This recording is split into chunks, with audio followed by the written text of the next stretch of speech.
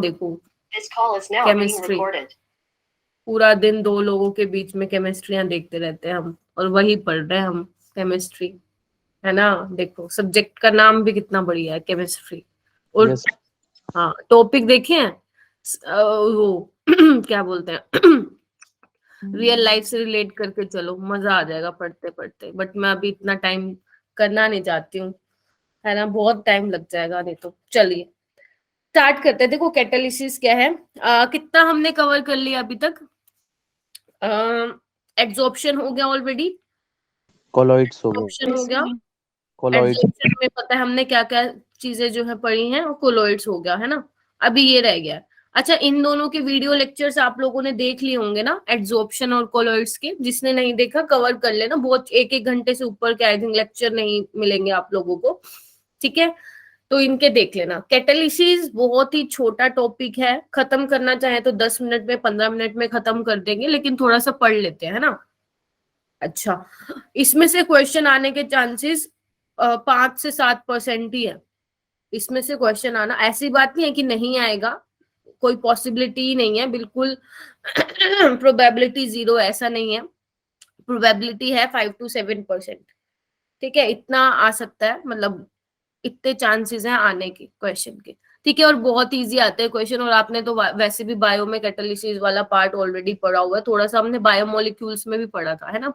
तो वही है, देखो पढ़ते हुए चलते हैं। और इसके क्वेश्चन भी देखो, मुझे सिर्फ 4 ही मिले नीट और जेई को मिला के, तो अब तुम खुद ही सोच लो कितना इंपॉर्टेंट है ये। सिर्फ 4 ही क्वेश्चन मिले मुझे, ठीक है। चलिए आ जाओ, देखो ये वाली रिएक्शन ना बच्चे याद करो, ये मैंने आई थिंक आपको पी ब्लॉक में कराई थी, है ना। पोटेशियम क्लोरेट वाली रिएक्शन, मैंने कहा था ये रिएक्शन ना हर जगह आती है, रिडोक्स में भी आती है, ये तुम्हारे मोल कंसेप्ट में भी आई होगी, तुमने पढ़ा होगा, है ना। पी ब्लॉक में भी आई, अब घूम फिर के दोबारा से सरफेस केमिस्ट्री में भी आ गई। तो ये रिएक्शन ना इंपॉर्टेंट है, इसको याद रखोगे तो फायदे में रहोगे। पोटेशियम क्लोरेट बेसिकली डाइऑक्सीजन को अपना प्रिपेयर करने का मेथड होता है, राइट। तो KClO3 को जब आप इतना टेम्परेचर दोगे, ध्यान से देखना इसमें क्या बता रही हूँ, 653 से 873 केल्विन का टेम्परेचर दोगे तो आपको KCl प्लस O2 मिलेगा। लेकिन जनरली क्या होता है, ये प्रोसेस स्लो होता है, मतलब आपको इतना टेम्परेचर देना पड़ेगा तब जाके O2 मिलेगी, तो ये प्रोसेस स्लो होता है। और आप लोगों को पता है स्लो प्रोसेस को फास्ट करने के लिए हम क्या डालते हैं उसके अंदर, बोलो, कैटलिस्ट। तो हमें इसमें मैम क्या याद रखना है, हमें इसमें ये ध्यान रखना है कि इसमें कैटलिस्ट कौन सा है, मैग्नीज ऑक्साइड है, ठीक है। MnO2 यहाँ पे कैटलिस्ट की तरह काम कर रहा है, ठीक है। जैसे आप कैटलिस्ट डालोगे तो रिएक्शन ऑब्वियस ही बात है कम टेम्परेचर लगेगा, और कम टेम्परेचर में ही रिएक्शन हो जाएगी।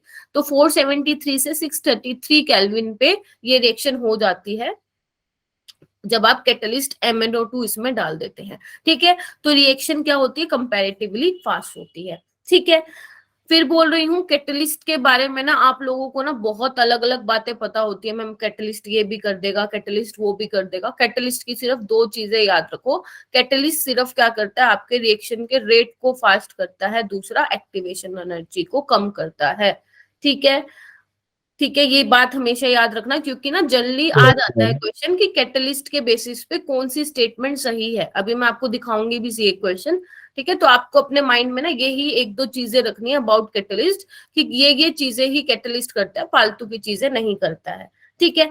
तो जैसे यहाँ पे कैटलिस्ट के बारे में देखो क्या लिखा हुआ है, mass and composition remain unchange, ठीक है। उसका मास और कितना वो लिया है MnO2 वो हमेशा सेम रहता है, चेंज नहीं होता है, रिमेन्स अनचेंज्ड, इंपॉर्टेंट वर्ड है। Can alter rate of reaction, हाँ ठीक है, रेट ऑफ रिएक्शन को फास्ट करता है और इसको कैटलिस्ट बोला गया है, ठीक है।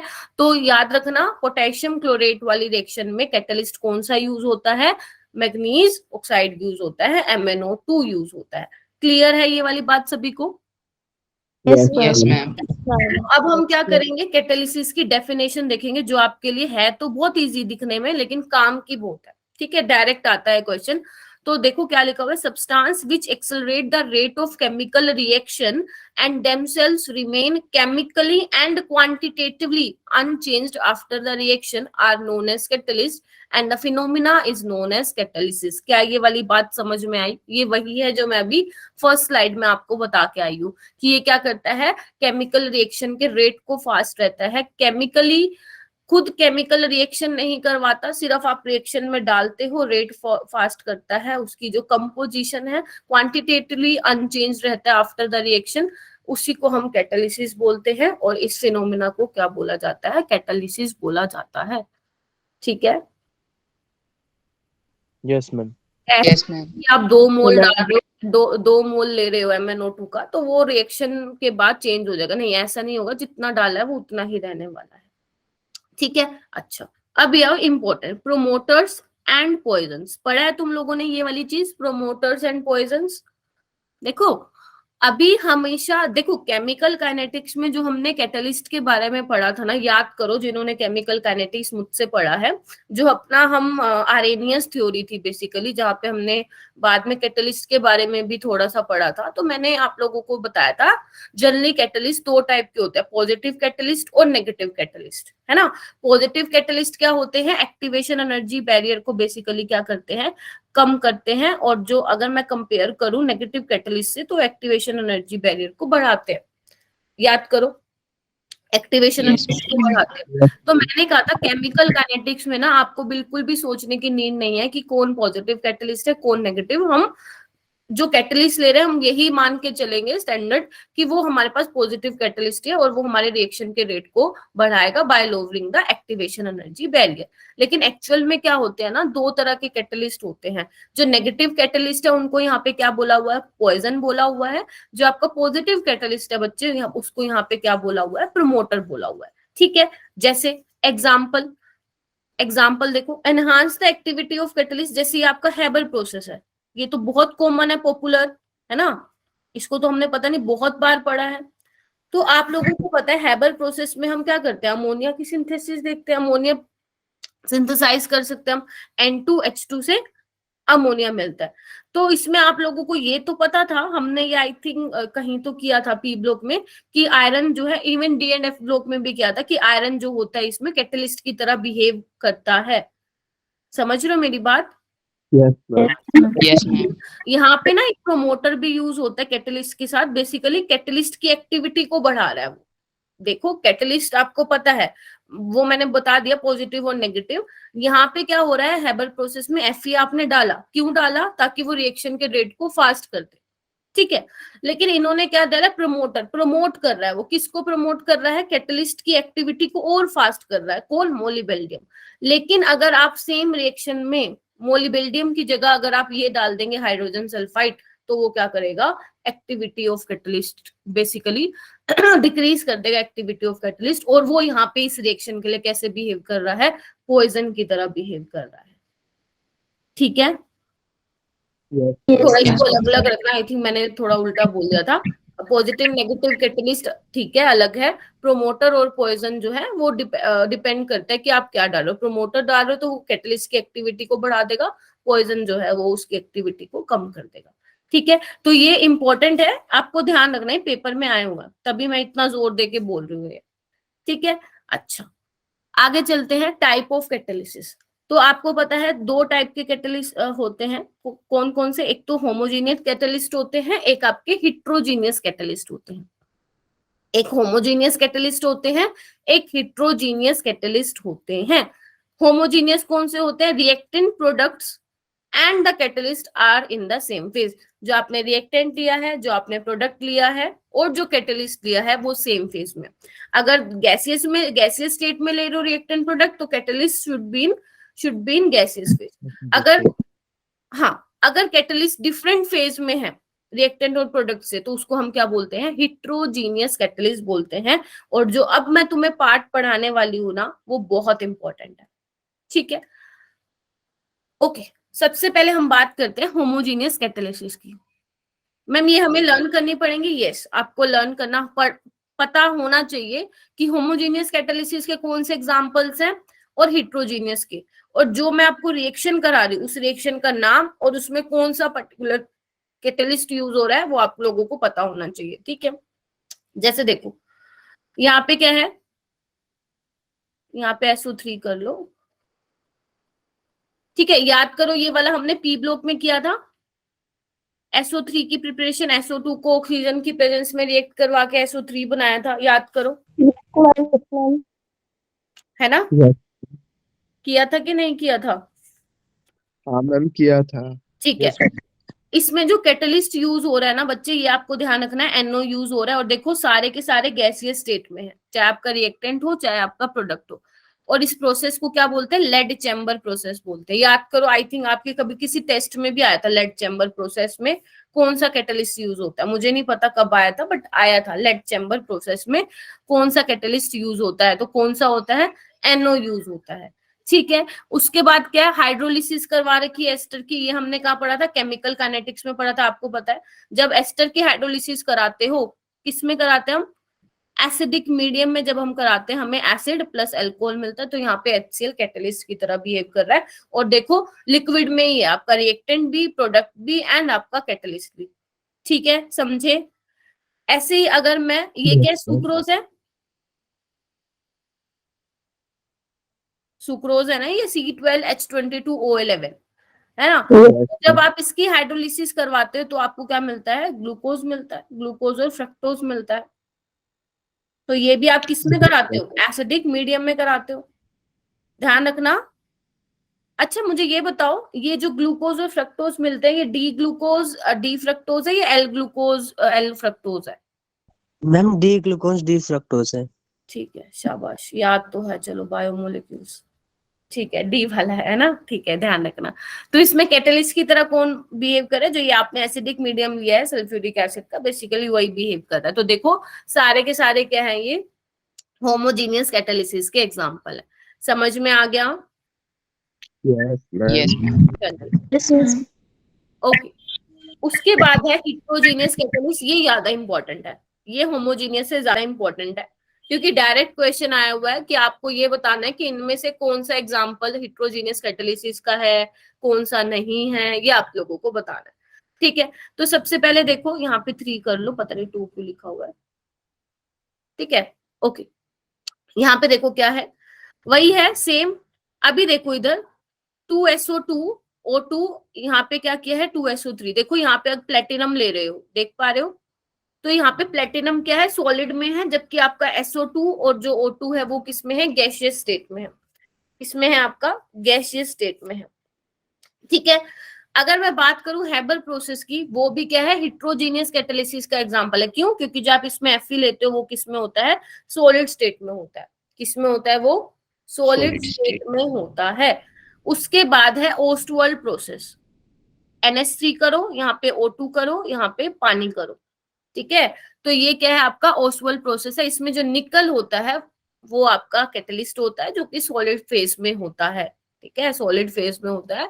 तो ये भी किसका एग्जांपल, हिट्रोजीनियस एग्जांपल, ठीक है। तो हेबर प्रोसेस, ओस्टवर्ल्ड प्रोसेस ध्यान रखोगे, और ये प्लेटिनम वाला भी ध्यान रखोगे, ये तीनों के तीनों आपको ध्यान रखना है कि हिट्रोजीनियस के एग्जाम्पल होते हैं।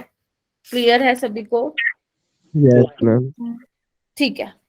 एक काम करो, यहाँ पे ना O2 को हटाओ, सिर्फ इतना करेंगे क्योंकि आप लोग ना कंफ्यूज हो जाओगे। मैम अभी आपने ये बताया SO2O2, उसमें तो आप NO ले रहे थे, तो ध्यान रखना जब आप ऑक्सीजन ले रहे हो तो NO है कैटलिस्ट, और जब आप नहीं ले रहे हो वो प्लेटिनम है। हम NCERT के अकॉर्डिंग चलेंगे, ये गलत प्रिंट हुआ था, ठीक है, इतना ध्यान रखो कि मुझे लगता अभी तक कुछ ऐसा कुछ मुश्किल है यहाँ पे, ठीक है। उसके बाद हम चलते हैं adsorption theory of heterogeneous catalysis. थोड़ा सा हमें पढ़ना पड़ेगा इसके बारे में, adsorption theory of heterogeneous catalysis. देखो बेसिकली ना यहाँ पे पूरा जो कैसे मैकेनिज्म होता है ना सरफेस पे, कैटलिस्ट सरफेस पे कैसे मॉलिक्यूल्स एड्सॉर्ब वगैरह होते हैं, वो पूरा इन्होंने बेसिकली बताया हुआ है। तो वो ये कह रहे हैं कि 3 तरह की थ्योरी है। पहले जो पढ़ी गई वो old adsorption theory of catalyst थी, फिर सेकंड जो आई वो इंटरमीडिएट कंपाउंड फॉर्मेशन थ्योरी थी, इंटरमीडिएट बनता है। लेकिन जो थर्ड वाली थ्योरी है जो हमें पढ़नी है, हमें ओल्ड एड्सॉर्प्शन और इंटरमीडिएट कंपाउंड फॉर्मेशन थ्योरी नहीं पढ़नी है, आपको भी नहीं पढ़नी है, ठीक है, हमें किस पे मेन फोकस करना है, इस पे करना है, modern adsorption theory of catalysis पे, क्योंकि ये क्या है, इन दोनों का ही कॉम्बिनेशन है। ठीक है, तो हम इन दोनों को ना इसी में ही पढ़ते हैं, modern adsorption theory of catalysis में। ठीक है, अब मैम इसमें क्या क्या करना है, इसमें बच्चे कुछ कुछ पॉइंट्स हैं जो आप लोगों को लर्न करना है। क्यों? क्योंकि ये क्या है, आपके एनसीईआरटी में। तो हो सकता है ऐसा कोई क्वेश्चन आ जाए कि बता दो एड्सॉर्प्शन थ्योरी ऑफ कैटालिसिस के रिगार्डिंग कौन कौन सी स्टेटमेंट सही है। आपको लोगों को पता ही चल गया होगा, जो ये जनरली जो रट्टे मारने वाले चैप्टर होते हैं या जो थोड़ा सा थ्योरेटिकल चैप्टर होता है, उसमें ऐसे ही क्वेश्चन आते हैं। या तो मैच द फॉलोइंग मिलेगा तुम्हें, या तुम्हें ऐसा मिलेगा कि बता दो इसके रिगार्डिंग कौन सी स्टेटमेंट करेक्ट है, कौन सी इनकरेक्ट है, नॉट ट्रू पूछा हुआ है या ट्रू पूछा हुआ है, ये सब चीजें आपको देखनी है। तो इसमें इसलिए बोलते हैं फ्री के मार्क्स मिलते हैं। ठीक है, तो हम थोड़ा सा देख लेते हैं। देखो, एड्सॉर्प्शन थ्योरी से मतलब आप क्या समझ रहे हो कि कैटलिस्ट के सरफेस पे रिएक्टेंट का एड्सॉर्प्शन होगा, यही तो है। तो यही तो चीजें वो बोल रहे हैं। पहला क्या बोल रहा है वो point, diffusion of reactant, reactant diffuse हो जाएंगे पूरे सरफेस ऑफ कैटलिस्ट पे, बिल्कुल ठीक है। ठीक है, पहले तो डिफ्यूज होंगे, ठीक है, आएंगे, ठीक है, फिर उसके बाद क्या होगा, उनका एड्सॉर्प्शन होगा, जो भी वैकेंट साइट्स होंगे वहां पे जाके चिपक जाएंगे, तो रिएक्टेंट मॉलिक्यूल्स का एड्सॉर्प्शन होगा on the surface of catalyst. फिर उसके बाद तीसरा स्टेज क्या आती है कि वहां पे इंटरमीडिएट बनता है। देखो क्या लिखा हुआ है, देखो, formation of an intermediate on the catalyst surface due to chemical reaction. ठीक है भैया, क्योंकि हम ये पढ़ते भी आ रहे हैं, रिएक्टेंट से डायरेक्ट प्रोडक्ट नहीं बनता है, बीच में इंटरमीडिएट या ट्रांजिशन स्टेट बनता है। उसके बाद क्या होता है, कैटलिस्ट का काम हो गया, अब वहां से जो प्रोडक्ट है वो निकल जाएंगे और कैटलिस्ट सरफेस का जैसा का तैसा था वैसे ही हमें मिल जाएगा। फिर क्या है, लास्ट पॉइंट देखो, diffusion of reaction product away from the catalyst surface, थोड़ा सा उससे दूर होता है, मतलब जब प्रोडक्ट्स बेसिकली जब निकलते हैं तो थोड़ा सा कैटलिस्ट सरफेस से दूर होके उनका डिफ्यूजन होता है। अब जो मैंने ये पॉइंट्स बोले हैं, इसको हम थोड़ा सा डायग्राम के थ्रू देख लेते हैं। देखो, पहले क्या हुआ, ये आपका कैटलिस्ट सरफेस है, इधर देखो सारे के सारे, इधर देखो, और ये क्या है आपकी, ये देखो फ्री वैलेंसी है। फ्री वैलेंसी का मतलब समझते हो, कौन बताएगा फ्री वैलेंसी क्या होता है? मैम ये दूसरे के साथ बॉन्ड कर सकते हैं। हाँ हाँ हाँ, दूसरे के साथ ये बॉन्ड बना सकते हैं ना, इनके पास वेकेंट साइड्स है। हाँ, बाइंडिंग साइड बोलो, ठीक है, इनके पास वेकेंट साइड्स हैं जिसमें, और अगर आप मॉलिक्यूल्स ला रहे हो तो उनके साथ वो क्या कर सकते हैं, केमिकल रिएक्शन कर सकते हैं। ठीक है, very good. Catalyst surface having free valencies, चलो जी ठीक है। फिर A+BgI रिएक्टिंग मॉलिक्यूल्स है, उनका क्या हुआ, एड्सॉर्प्शन हुआ रिएक्टिंग मॉलिक्यूल्स का, इसके जैसा हुआ। ठीक है, बेसिकली पहले यहाँ पे इनको लिखना चाहिए था डिफ्यूजन हुआ, तो यहाँ पे एक काम करो, डिफ्यूजन लिख लो।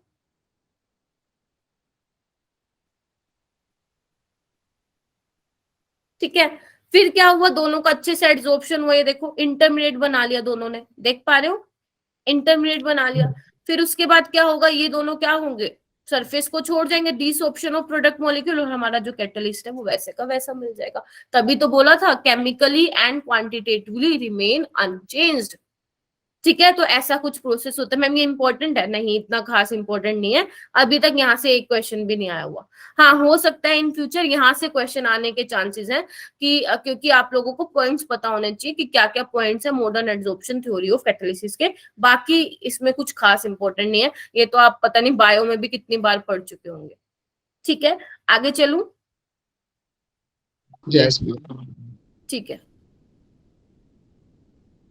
ओके। इसके बाद कुछ एडवांटेजेस हैं और कुछ लिमिटेशंस है, सिर्फ देख लो। एडवांटेजेस क्या है कि ये हमने ऑलरेडी एक्सप्लेन कर लिया कि why catalyst remain unchanged in mass and chemical composition of at the end of reaction. आप देख रहे हो ना, डिसऑप्शन होने के बाद आपको वैसे का वैसे ही मिल रहा है कैटलिस्ट। ठीक है, okay. Why catalyst is effective in small quantities, थोड़ा सा ही कम अमाउंट में कैटलिस्ट डालोगे और फास्ट हो जाएगी रिएक्शन। क्या नहीं कर पाया ये explain, action of catalytic promoters और एक्शन ऑफ कैटालिटिक पॉइजन में, मतलब जो आप पर्टिकुलर पॉइजन या प्रोमोटर ले रहे हो ऐसे क्यों कर रहे हैं कि कुछ डिक्रीज करे एक्टिविटी ऑफ कैटलिस्ट को, कुछ इंक्रीज करे, तो ये उसने एक्सप्लेन नहीं किया। ठीक है, मैम इंपॉर्टेंट है? नहीं है। आगे चलो, आगे आता है इंपॉर्टेंट, ये इंपॉर्टेंट है, इसको थोड़ा सा ध्यान से देखना। Important features of solid catalyst. देखो, हमें ना बेसिकली कैटलिस्ट की एक्टिविटी को भी देखना है और उसकी सिलेक्टिविटी को भी देखना है।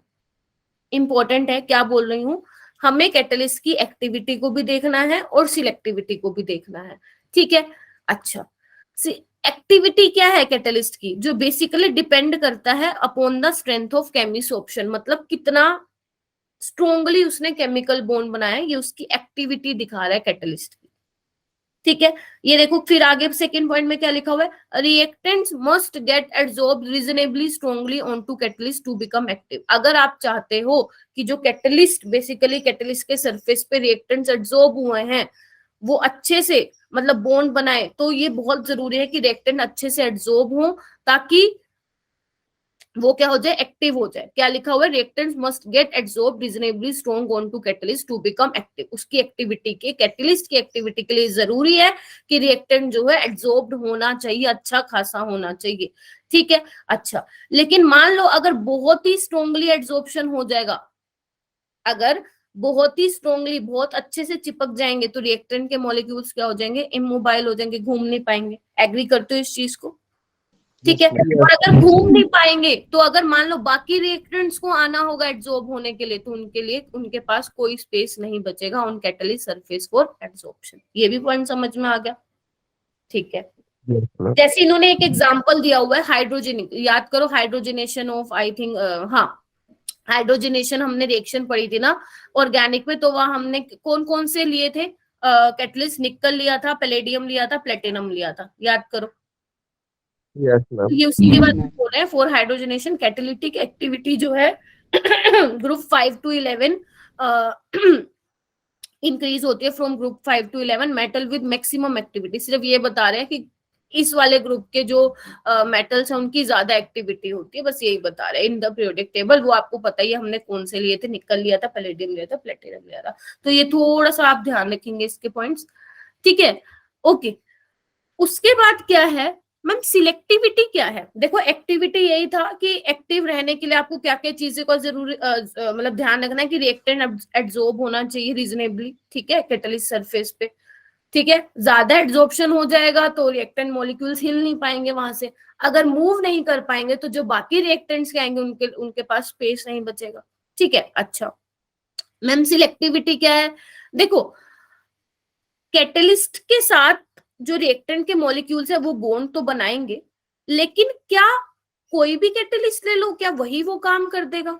जैसे मान लो अगर सिंपल मैं हैबर प्रोसेस का नाम लूं, अगर आप आयरन की जगह कोई और काम लोगे, मतलब और कोई कैटलिस्ट लोगे, तो क्या वो वही काम करेगा, नहीं, ऐसा नहीं है। यहाँ पे आपको पता चलती है कैटलिस्ट की सिलेक्टिविटी, ठीक है, कि आप जैसे मान लो आप लोगों के सामने ये रिएक्शन दिख रही है COH2, इसको क्या बोलते हैं, सिंथेसिस गैस बोलते हैं, याद करो बताया था मैंने, यस मैम, COH2। और क्या नाम था इसका दूसरा, वाटर गैस था, यस मैम, वाटर, है ना। और C और N2 के मिक्सचर को क्या बोलते थे, प्रोड्यूसर गैस बोलते थे, है ना, थोड़ा सा याद करो, है ना। तो ये आपका सिंथेसिस गैस है। लेकिन यहाँ पे देखो जब आपने डाला इसमें निकल तो आपको मिला CH4 और पानी, फिर बोल रही हूँ, जब आपने इसमें डाला निकल तो आपको मिला मीथेन और पानी। लेकिन जब आपने इसमें डाला copper in the presence of zinc oxide, chromic oxide, तो आपको क्या मिला है, मिथेनॉल मिला है। तो आप देख रहे हो सिलेक्टिविटी है कैटलिस्ट की, कि आपने पर्टिकुलर रिएक्शन में जो कैटलिस्ट डाला है उसके करस्पॉन्डिंग आपको प्रोडक्ट मिल रहा है। तो selectivity of different catalyst for same reactants can be sorry क्या बोल रही हूँ, हाँ, selectivity of different catalyst for same reactant can be different, ठीक है।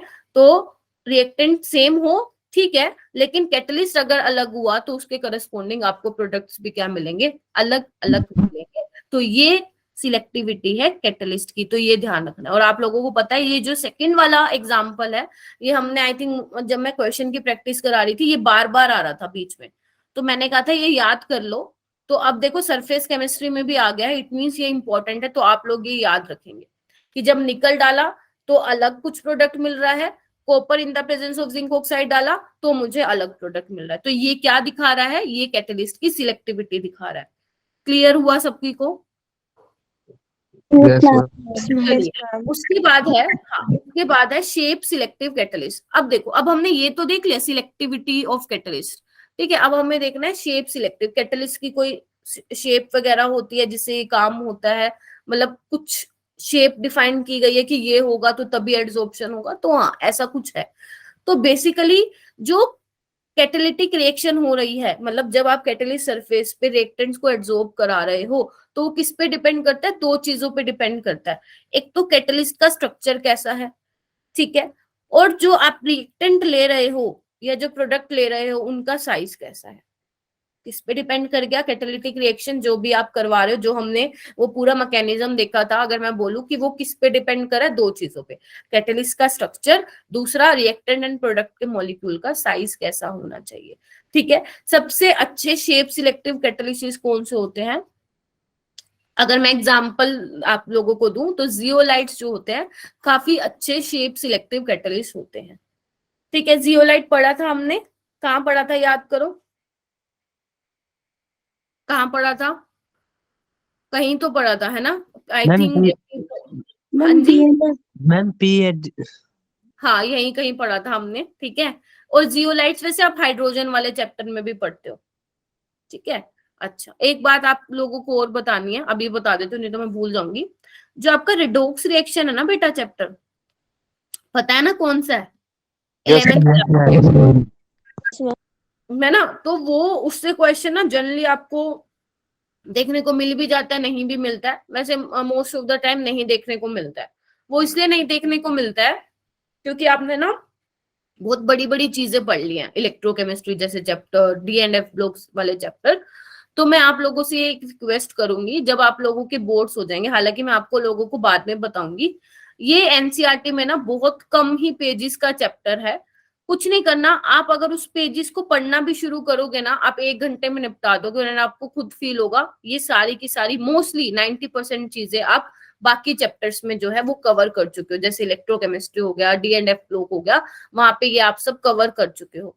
तो ये रिडॉक्स रिएक्शन मैं खुद देख रही थी कल, इसमें ऐसा नहीं है कि आपको किसी टीचर की जरूरत पड़ेगी कि ये चैप्टर पढ़ने की, आप सारा कुछ पढ़ चुके हो। और इवन आप इसके जेई के लेवल के भी क्वेश्चन लगा लोगे, क्योंकि सारे वही लग रहे हैं जो आपने इलेक्ट्रोकेमिस्ट्री में पढ़ा है या डी एंड एफ ब्लॉक में पढ़ा है या कहीं और कुछ कुछ चीजें पढ़ी हैं।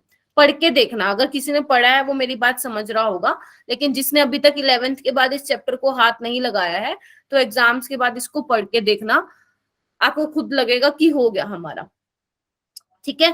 तो ये करना, ये वाली चीज समझ आ गई सबको। और मेरे पास ना एक रिवीजन टेस्ट भी है, जीओसी और रिडॉक्स करके, उसमें टोटल ना 30 क्वेश्चन है, 20 इसके 10 इसके। तो जब वो आप कर लोगे ना, वो मैं आपको रिवीजन टेस्ट भी दे दूंगी, आप असाइनमेंट की तरह ले लेना, उसको टेस्ट की तरह ले लेना। 30 क्वेश्चन है जीओसी प्लस रिडॉक्स के। तो जैसे ही वो आप करोगे या नहीं भी करोगे, मैं आप लोगों को ये दे दूंगी, ठीक है। समझ रहे हो मेरी बात? ठीक है। उस वाले, हाँ, जो डाउट सोल्विंग ग्रुप है ना, मैं उसी में ही डाल दूंगी, 1-2 दिन में डाल दूंगी, ठीक है। चलिए, और जब आपका इक्विलिब्रियम हो जाएगा ना, तो वो भी डालूंगी मैं, ठीक है। चलिए आगे आते हैं। मैम जियोलाइट्स क्या होते हैं ये आप लोगों को पता है, मुझे बताने की जरूरत नहीं है, एक बार फटाफट देख लो। दे आर माइक्रोपोरस एल्यूमिनस सिलिकेट्स होते हैं ना, याद करो, जिसमें सिलिकॉन के एटम्स को रिप्लेस करके aluminium, silicon atoms are replaced by aluminium atoms giving ALOSI framework, है ना। कुछ सिलिकॉन के एटम्स को रिप्लेस करके एल्यूमिनियम एटम्स वहां आ गए हैं।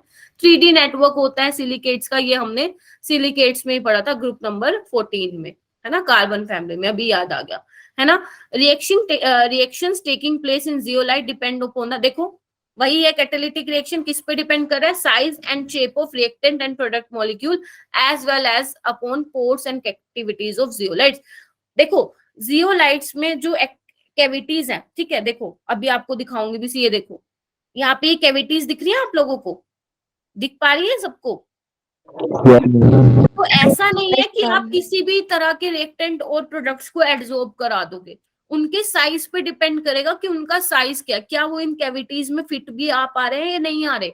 अगर फिट आ रहे हैं तभी कैटालिटिक रिएक्शन होगा, तभी इनको बोला गया है शेप सिलेक्टिव कैटलिस्ट, ठीक है। तो zeolites are good shape selective catalyst because of their honeycomb like structure, ये तो इसकी बात हो गई, ठीक है। फिर बोल रही हूँ रिएक्टेंट एंड प्रोडक्ट्स, ऐसा नहीं है कि रिएक्टेंट के मॉलिक्यूल ले रहे हो किसी भी साइज के, इसमें जो इसमें फिट होगा, इन कैविटीज का जो भी साइज होगा उसी के अकॉर्डिंग जो है कैटालिटिक एक्शन होगा, कैटालिटिक रिएक्शंस होंगे यहाँ पे, अदरवाइज नहीं होगा, ठीक है। तो ये बहुत मैटर करता है कि शेप क्या है आपके कैटलिस्ट का और जो आप रिएक्टेंट के मॉलिक्यूल्स ले रहे हो उनके साइज का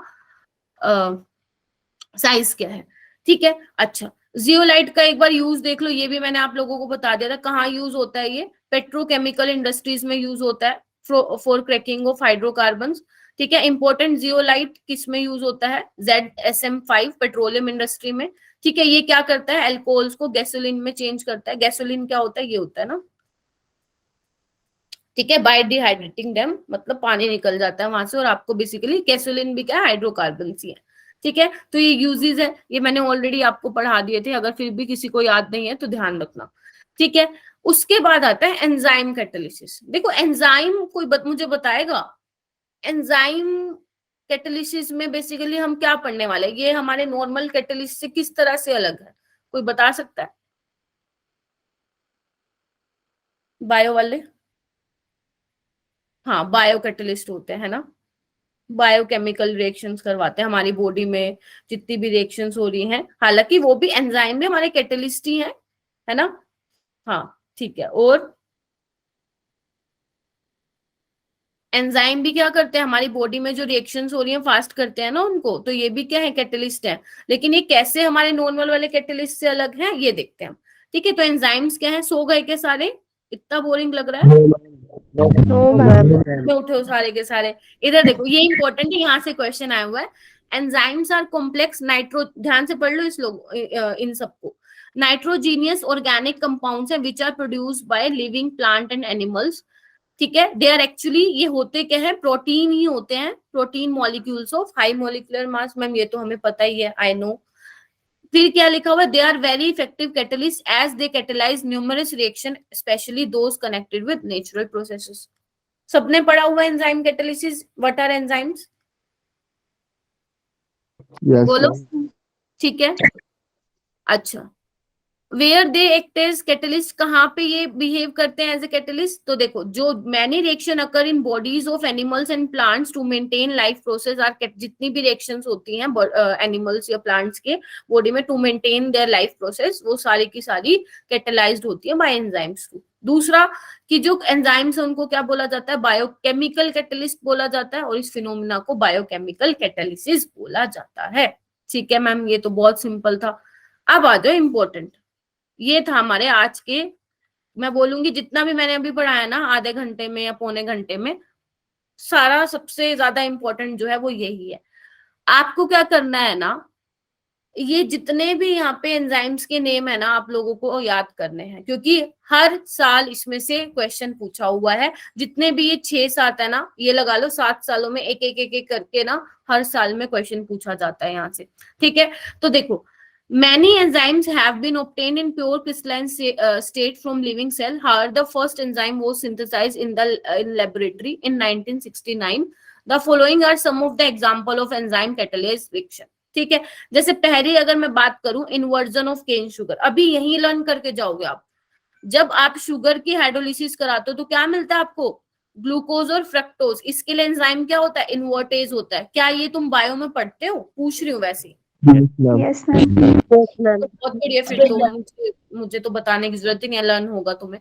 ग्लूकोज को जब आप इथाइल अल्कोहल में चेंज करोगे तो कौन सा एंजाइम होता है, जाइमेज होता है। कौन सा होता है, जाइमेज एंजाइम करता है ये वाला काम, ग्लूकोज को ethyl alcohol and carbon dioxide में चेंज करता है। स्टार्च को माल्टोज में कौन चेंज करता है, डाइस्टेज। कौन करता है, डाइस्टेज। माल्टोज को ग्लूकोज में कौन करता है, माल्टेज। ठीक है, यूरिया को अमोनिया में और कार्बन डाइऑक्साइड में कौन करता है, यूरिएज। ये तो नाम से ही पता चल गया होगा, यूरिया, यूरिएज, माल्टोज, माल्टेज, है ना। अच्छा, और हमारे स्टमक में कौन सा एंजाइम है, पेप्सिन एंजाइम है, जो कि क्या करता है, प्रोटीन्स को पेप्टाइड्स में कन्वर्ट करता है। लेकिन इंटेस्टाइन में कौन है, पैनिक्रियाटिक ट्रिप्सिन है। अरे ये तो पूरी बायो है भाई। पैनिक्रियाटिक ट्रिप्सिन है जो कन्वर्ट करता है proteins into amino acids bye hydrolysis. I think ये सब चीजें तुमने पढ़ी है बायो में, क्योंकि जहां तक उसके बाद है conversion of milk into curd. It is an enzymatic reaction brought about by lactobacilli enzyme. ये वाला एंजाइम होता है प्रेजेंट इन, जो कि कर्ड में होता है। ठीक है, तो ये करता है मिल्क इनटू कर्ड। ठीक है, तो जल्दी से इसको रिवाइज करो। ग्लूकोज को शुगर को ग्लूकोज और फ्रक्टोज में चेंज करने के लिए कौन सा एंजाइम चाहिए, जल्दी से आप लोगों के पास 10 सेकंड है, फटाक से लर्न करो, फटाक से। फिर थोड़ा सा रह गया, आगे चलती हूँ।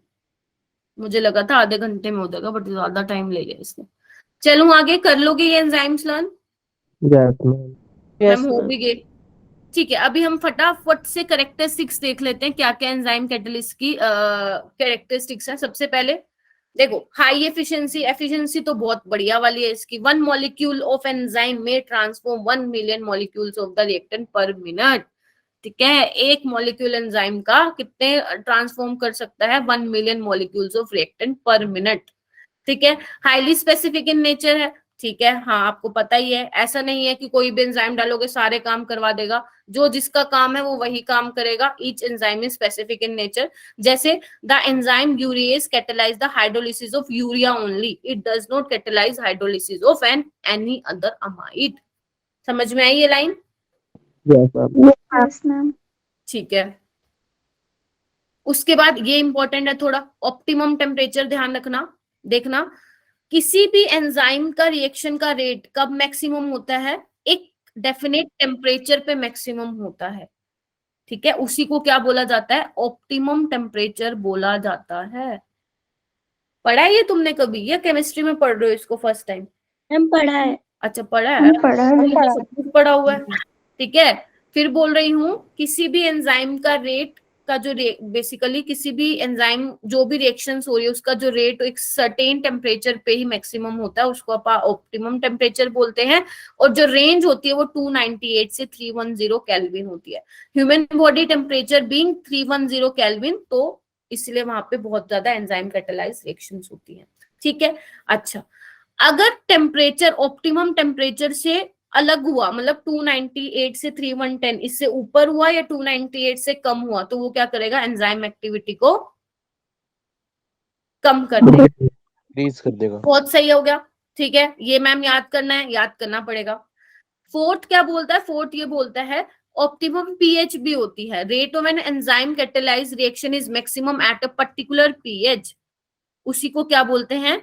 ऑप्टिमम पीएच बोलते हैं। किसके बीच में होती है वो? 5 to 7 के बीच में होते हैं। फिर एक बार कर लेते हैं, ऑप्टिमम टेम्परेचर क्या होता है? जिसपे जो आपकी एंजाइम की जो एक्टिविटी है वो ज्यादा होगी, 298 से 310 केल्विन, उससे ज्यादा या 298 से कम तो वो एक्टिविटी को डिक्रीज कर देगा।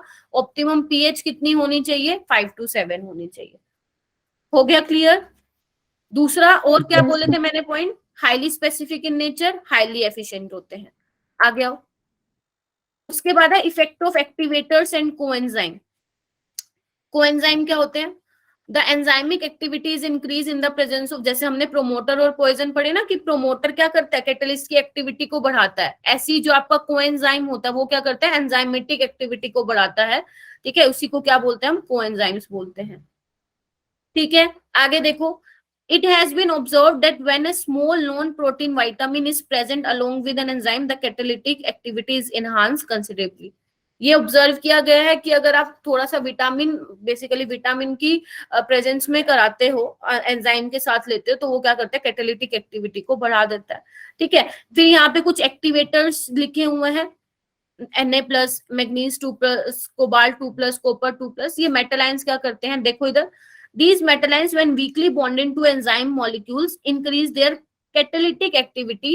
Amylase in presence of sodium chloride, that is Na+ ions, are catalytically very active.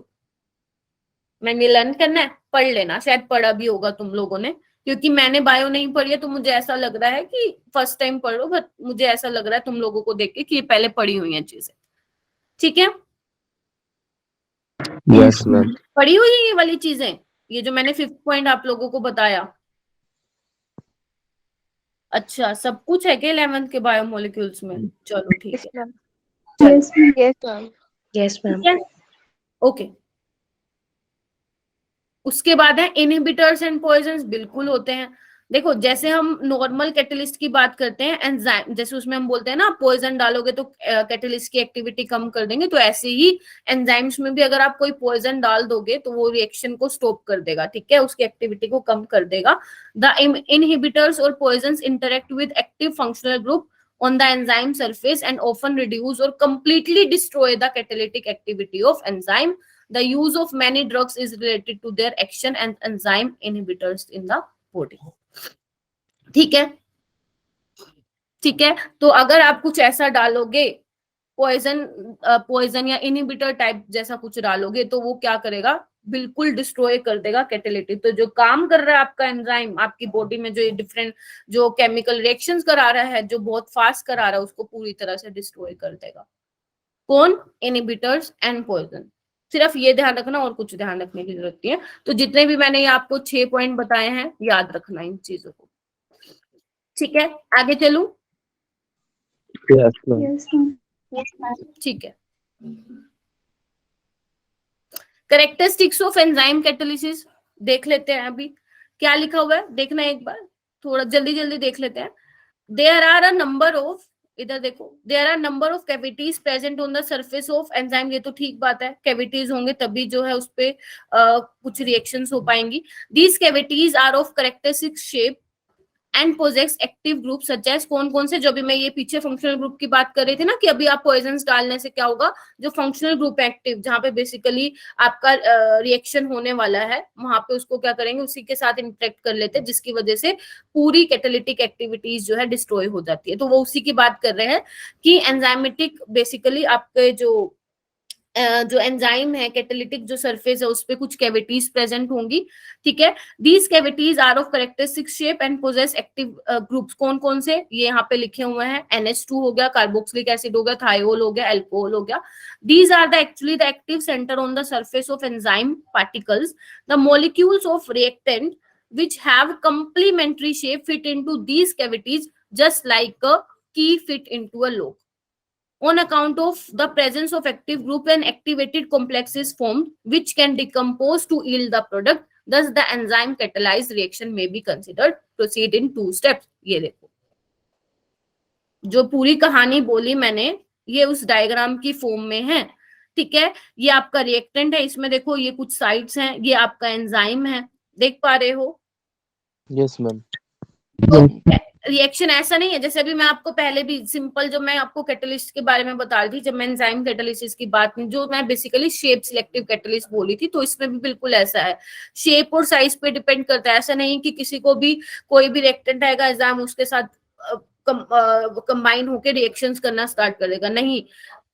Shape होना चाहिए उसका अच्छे से, सिलेक्टिव आपको ऐसा रिएक्टेंट लेना है कि जो उसका शेप एंड साइज है वो जो एंजाइम की शेप है उससे मैच करना चाहिए। जैसे उन्होंने नाम दिया है किलो, ठीक है, काला चाबी है ना, तो उसके बाद क्या होगा, अपना काम करके प्रोडक्ट्स क्या हो जाएंगे, अलग हो जाएंगे, और जो एंजाइम है वो अलग हो जाएगा। जैसे हमने शेप सिलेक्टिव कैटलिस्ट में दिया था कि एब्जॉर्ब होके प्रोडक्ट डिसऑप्शन हो जाएगा और कैटलिस्ट हमें अलग मिल जाएगा, ठीक है। Yes, ma'am. Yes, ma'am. Okay, ये देखो एक्टिवेटेड कॉम्प्लेक्स बोला हुआ है इसको यहाँ पे,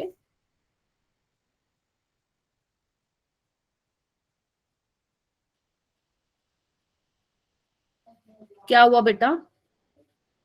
मैम पूरा बायोमोलिक्यूल, अच्छा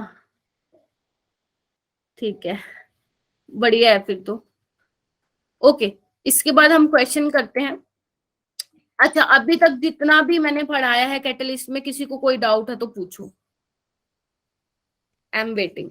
No. अब कुछ ऐसा लग रहा है कि पढ़ा पढ़ा हुआ है? Yes, ma'am. Yes, ma'am. चलो Yes, बहुत बढ़िया है, ठीक है। ओके, ये थोड़ा सा ध्यान रखना, ये लोक की वाला ना पूछ लेते हैं, है ना, तो ध्यान रखना दोनों की शेप होनी चाहिए, वो कॉम्प्लीमेंट्री होनी चाहिए, तभी होगा एंजाइम कैटालिसिस। ओके, चलो क्वेश्चन कर लेते हैं। चार ही क्वेश्चन है, इससे ज्यादा मुझे मिले ही नहीं जेईई और नीट में।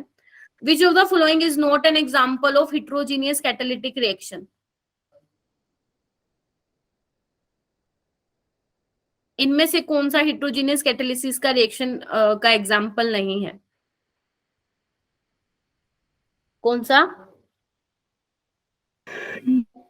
डी? मैम सी? सी?